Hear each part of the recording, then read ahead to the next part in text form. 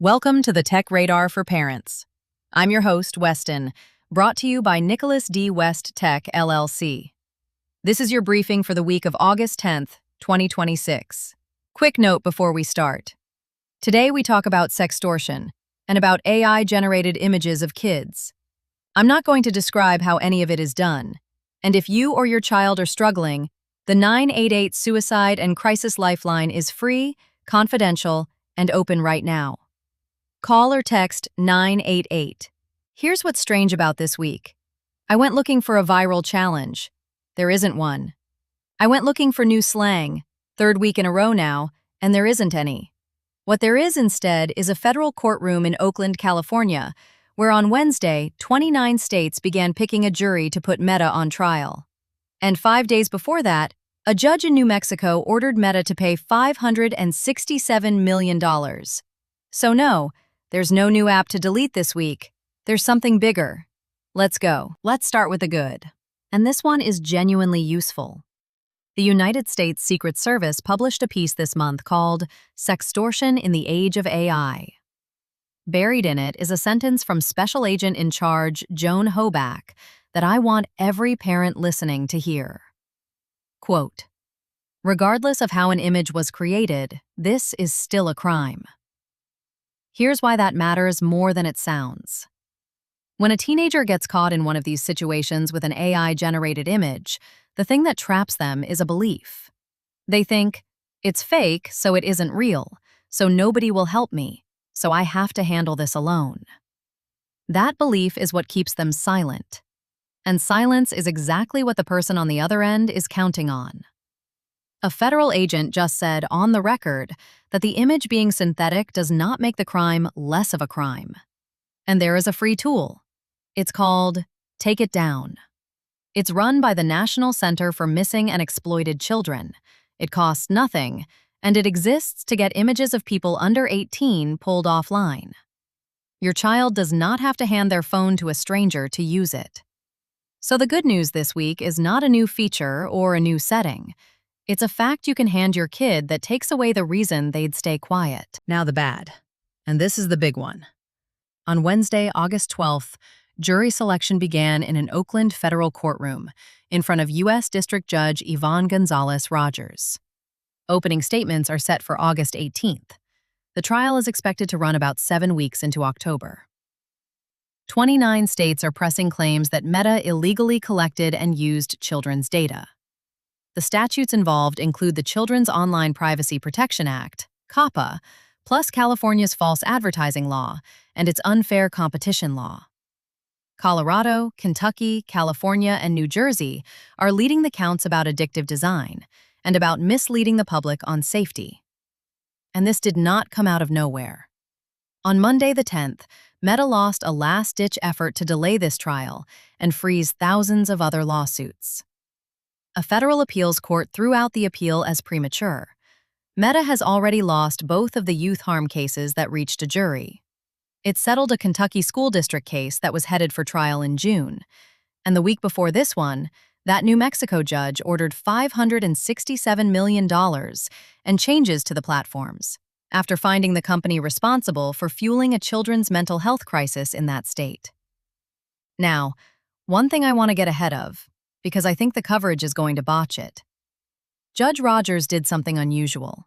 She impaneled what's called an advisory jury. That means the jury's findings are guidance for the judge. She can accept them or set them aside. So when you see a headline in October that says, "Jury finds Meta liable," or "Jury clears Meta," that is not a binding verdict. The judge decides. Remember that when it happens, because almost nobody is going to say it. To be clear, these are allegations. They have not been proven.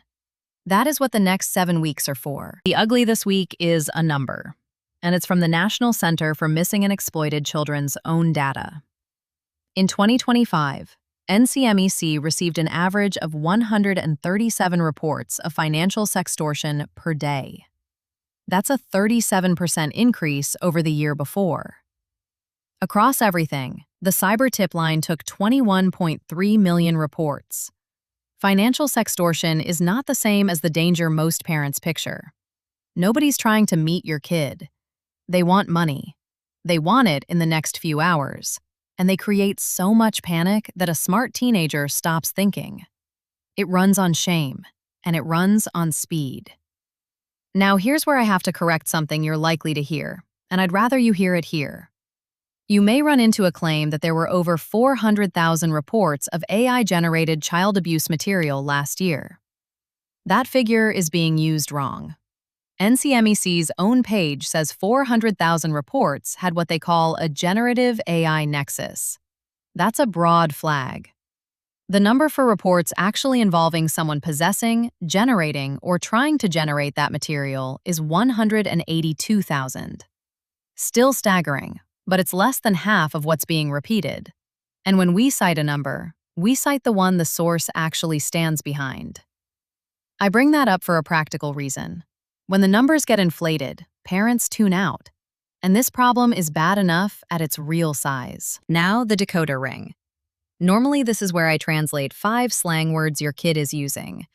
Not this week. There is no new slang this week, and I'd rather tell you that than make something up, which, honestly, a lot of back-to-school articles are doing right now. So instead, here are 5 terms from this week's news that are being reported wrong. 1. 6-7. You'll see it framed as the new slang for this school year. It isn't new.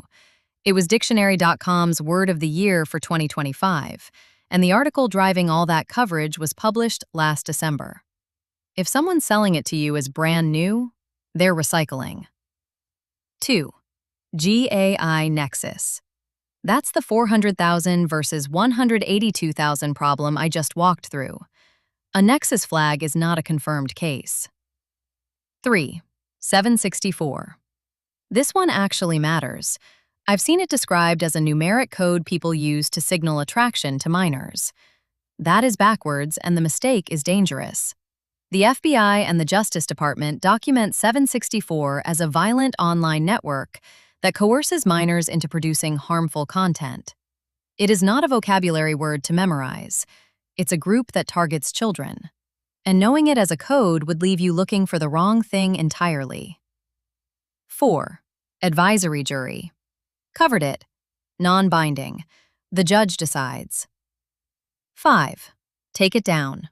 Not a lawsuit, not an app store, not something you file. It's the free service from the National Center for Missing and Exploited Children for getting images of a minor removed. Say it out loud in your house this week, so the name is already familiar if it's ever needed. All right, your action plan. Step 1. And if you only do one thing, do this one. Change the school portal password and change it everywhere else you reused it. Here's why this week specifically. Federal agencies put out back-to-school scam warnings on August 4th and again on the 11th. The FBI has warned about misuse of information stolen in the Canvas Learning Platform breach, and the Utah System of Higher Education confirmed exposure. School's starting. Those logins are about to get used every single day. This is not a conversation you have to have. It's a setting you change in 4 minutes.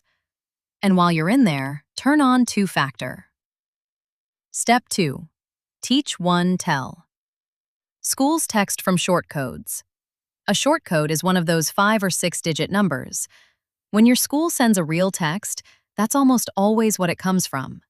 So when a message shows up from a normal 10-digit phone number saying tuition is overdue, or fees are unpaid, or an account needs verifying, that's the scam. Same for the other ones going around right now. Fake shopping sites, scholarships that want a processing fee, anything asking for FAFSA login details, and student loan forgiveness calls. One sentence to your kid. The school will never text you from a regular phone number and never asks for a password. Step 3. Say the sentence out loud tonight, the one from the Secret Service. Even if the picture is fake, it's still a crime, and you are still the victim. Say it before anything happens, because the moment it does happen, your kid is not going to be evaluating options. They're going to be panicking. What you want in their head already is, my parents know about this, and they told me it wasn't my fault. And add the second half. Come to me, and don't delete anything. The instinct is to erase it all. That instinct destroys the evidence that identifies the person doing it. Stop replying, keep the messages, tell an adult. Step 4. Don't wait for a verdict to change a setting. That trial in Oakland runs 7 weeks. Then there are appeals. Whatever comes out of it will not change anything on your child's phone this fall. But here's what's useful about it. This whole case is about how the product was built. Data collection, design that keeps kids scrolling. Every one of those has a switch in the settings menu right now. You don't need permission from a court to turn off autoplay, kill notifications overnight, or lock down what gets collected. The lawsuit is the argument. The settings menu is the thing you actually control. So to recap the week of August 10th, no new challenge, no new slang, and the biggest youth social media trial in the country just started picking a jury. One honest note before I go. I usually bring you something from the influencer and creator world. This week my research on that came up empty. Not because nothing happened, but because I couldn't verify it in time. So I'm not going to pretend I checked. It'll be in next week's episode. And the thing I'd most like you to take from today. The courts are finally arguing about design, instead of blaming kids for what they clicked. That's a real shift. But it moves on a timeline of years, and your kid starts school in about a week. So change the password, teach the short code tell, and say the sentence out loud. If you or someone in your family is struggling, call or text 988. That's the Suicide and Crisis Lifeline. Free, confidential, 24 hours a day. I'm Weston, with Nicholas D. West Tech LLC. Stay vigilant, stay informed, and I'll see you next week.